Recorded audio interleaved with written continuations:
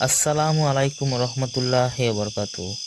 প্রিয় দর্শক শ্রোতা বন্ধু, গল্প থেকে জ্ঞান বই থেকে আজকের প্রথম গল্প, কে অধিক দানশীল। তিন বন্ধু মক্কা মুকাররমায় থাকেন। প্রত্যেক দিন কোনো এক সময় একত্রে মিলিত হন, বিভিন্ন বিষয়ে আলোচনা করেন, কখনো কোথাও বেড়াতে যান, নামাজের সময় হলে মসজিদে গিয়ে জামাতের সাথে নামাজ আদায় করেন। অবশেষে যার যার বাসায় ফিরে আসেন। একদিন তিন বন্ধুর মধ্যে বিতর্ক শুরু হলো। বিতর্কের বিষয় হলো বর্তমান সময়ে মক্কা শহরে সবচেয়ে বড় দানশীল কে। প্রত্যেককেই যার যার অভিমত পেশ করলো, কিন্তু একজনের মত অন্যজনের সঙ্গে মিলল না। প্রথম ব্যক্তি বলল, বর্তমানে এ শহরে সবচেয়ে বড় দানবীর হলেন হযরত আব্দুল্লাহ ইবনে জাফর রাদিয়াল্লাহু তাআলা আনহু। দ্বিতীয় জন বলল, আমি তোমার সাথে একমত নই। আমার মতে এ শহরে সবচেয়ে বড় দানশীল হলেন কায়েস বিন সাহাদ রাদিয়াল্লাহু তাআলা আনহু। তৃতীয় ব্যক্তি বলল, আমি তোমাদের কারো কথা সমর্থন করতে পারলাম না। আমি মনে করি বর্তমানকালে শায়েখ আবরাহা রহমতুল্লাহের চেয়ে বড় কোনো দাতা এ শহরে নেই। এবার প্রত্যেকেই যার যার মতের সপক্ষে দলিল ও যুক্তি পেশ করলো, উল্লেখ করলো বিভিন্ন উদাহরণ, কিন্তু কোনো সুরাহায় পৌঁছা সম্ভব হলো না। শেষ পর্যন্ত সিদ্ধান্ত হলো যে যার নাম বলেছে সে তার কাছে যাবে এবং আজই নগদ ও বাস্তব প্রমাণ নিয়ে ফিরে আসবে। সিদ্ধান্ত মোতাবেক প্রথম ব্যক্তি হযরত আব্দুল্লাহ ইবনে জাফর রহমতুল্লাহ আলাহ এর নিকট গেল। সে তার নিকট একজন সওয়ালকারীর বেশে উপস্থিত হলো। এই সময় আব্দুল্লাহ ইবনে জাফর রহমতুল্লাহ আলাহে দীর্ঘ সফরে যাওয়ার উদ্দেশ্যে একটি উটের উপর উঠে বসছিলেন। সে তার নিকট গিয়ে বলল, হে দানবীর, আমি এক বিপদগ্রস্ত মুসাফির।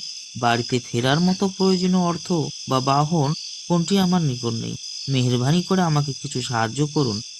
লোকটির অভাবের কথা শুনে হযরত আব্দুল্লাহ ইবনে জাফর রহমতুল্লাহ আলাইহি সমবেদনা প্রকাশ করলেন এবং সঙ্গে সঙ্গে নিজে সফরের এরাদা পরিত্যাগ করে বললেন, হে মুসাফির, এখন আমার নিকট একখানা উট, 5,000 স্বর্ণ মুদ্রা ও কয়েক থান রেশমি কাপড় আছে। তুমি এগুলো নিয়ে যাও এবং আপন প্রয়োজন পূর্ণ করো। এদিকে দ্বিতীয় ব্যক্তি কায়েস ইবনে সাদ রহমতুল্লাহ আলাইহির নিকট উপস্থিত হলো। কায়েস রহমতুল্লাহ আলাইহি তখন ঘুমাচ্ছিলেন। গোলাম বলল, আমার মনিব এখন ঘুমিয়ে আছেন, তাকে জাগাতে চাই না। আপনি কেন এসেছেন আমার নিকট বলুন, সম্ভব হলে আমি এর ব্যবস্থা করব। লোকটি গোলামের নিকট স্বীয় অভাবের কথা বলে সাহায্যের আবেদন জানালো। গোলাম দেরি করলো না, সাথে সাথে ঘরের ভিতর গিয়ে 10,000 স্বর্ণ মুদ্রা নিয়ে ফিরে এলো। বলল, এগুলো নিন। এই মুহূর্তে ঘরে এই পরিমাণ অর্থই ছিল। তারপর সে লোকটির হাতে একটি চিরকুট দিয়ে বলল, অমুক স্থানে গিয়ে চিরকুটটি দেখালে একটি ঘোড়া ও একটি উট পেয়ে যাবেন। লোকটি চিরকুট ও স্বর্ণমুদ্রা নিয়ে চলে গেল। কিছুক্ষণ পর হযরত কায়েস রহমতুল্লাহ আলাইহি ঘুম থেকে জাগ্রত হলেন। তারপর গোলামের মুখ থেকে সবকিছু অবগত হয়ে এতটাই খুশি হলেন যে সঙ্গে সঙ্গে গোলামকে আজাদ করে দিলেন। সেই সাথে একথাও বললেন যে, হায়, তুমি যদি আমাকে ঘুম থেকে জাগিয়ে দিতে, তাহলে আমি এ কৃপণতা করতাম না। তৃতীয় ব্যক্তি শায়েখ আরাবার নিকট পৌঁছে অভাব অনটনের কথা জানালো এবং সাহায্যের প্রার্থনা করলো। শায়েখ তখন নেহায় দুর্বলতার কারণে দুজন গোলামের কাঁধে ভর করে কোথাও যাচ্ছিলেন। লোকটির প্রার্থনা শুনে তার দু চোখ অশ্রুপূর্ণ হয়ে উঠল। তিনি অতি কষ্টে গোলামদের থেকে পৃথক হলেন এবং সোজা হয়ে দাঁড়ালেন। তারপর আফসোস করে বললেন, হায়, তোমাকে দেওয়ার মতো পর্যাপ্ত পরিমাণ ধন সম্পদ যদি আমার নিকট থাকতো, যা হোক, এখন আমার এ দুটি গোলাম উপস্থিত আছে, তুমি এদের গ্রহণ করো। সওয়ালকারী শায়েখের দান গ্রহণ করল না, কারণ সে তো মূলত সাহায্যের জন্য আসেনি, পরীক্ষার উদ্দেশ্যে এসেছে। যখন সে দেখল বৃদ্ধ শায়েখ দুটি গোলামের সাহায্যে নিয়ে চলাফেরা করে, তখন তার কষ্টের কথা ভেবে সে এ দান গ্রহণ করতে অস্বীকৃতি জানালো।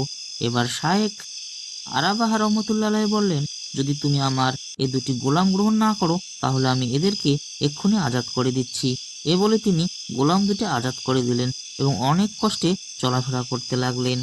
ওই দিন রাতে তিন বন্ধু আবার একত্রিত হলো। একে একে নিজ নিজ নতুন অভিজ্ঞতা সবাই বর্ণনা করলো, কিন্তু এবারও কোনো সিদ্ধান্তে উপনীত হওয়া গেল না যে এই তিন মহান ব্যক্তির মাঝে কে অধিক দান। প্রিয় পাঠক, বর্ণিত ঘটনাটি কোনো কল্পকাহিনী নয়, এটি একটি বাস্তব সত্য ঘটনা। আপনারা একটু চিন্তা করে দেখুন, বর্ণিত ঘটনায় যাদের নাম আলোচনা এসেছে, তাদের মন কত বড়, কত বিশাল ও উদার হৃদয়ের অধিকারী তারা। একজন অভাবীর প্রয়োজন পূরণের জন্য গুরুত্বপূর্ণ সফর বাতিল করে তদুপরি বাহন সহ সফরের সমস্ত সামানাদি দান করে ফেলা, এ কি কোনো সাধারণ কত? অথচ আল্লাহ মাফ করুক আমাদের কারো কারো অবস্থা এই যে, কোথাও বের হওয়ার প্রাক্কালে কোনো ভিক্ষুক যদি 2 পয়সা চেয়ে বসে তবে বিরক্তির সীমা থাকে না।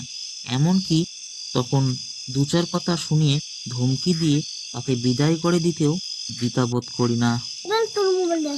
আর একটু খেয়াল করে দেখুন, হজরত কায়েস রহমতুল্লাহ আলাইহির গোলাম তার মনিবের দানের ব্যাপারে কত বেশি আস্থাবান ছিলেন যে তাকে না জানিয়ে 10,000 স্বর্ণমুদ্রা অভাবী লোকটির দিয়ে দেওয়ার মতো হিম্মত হলো।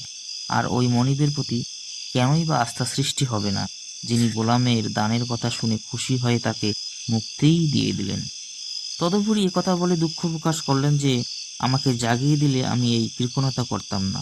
লক্ষ্য করে দেখুন, 10,000 দিনার, একটি ঘোড়া ও একটি উটকে তিনি কৃপণতার দান বলে আখ্যায়িত করেছেন। সুবহানাল্লাহ।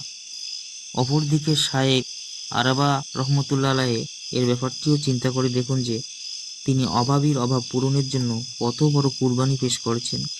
নিজে বৃদ্ধ, একাকী চলতে পারেন না, 2টি গোলামের সাহায্য নিয়ে চলাফেরা করেন, কিন্তু অভাবের কথা শুনে তার কোমল হৃদয় এতটাই কোমল হলো যে এই গোলাম 2টিকে তিনি দিয়ে দেওয়ার জন্য প্রস্তুত হয়ে গেলেন।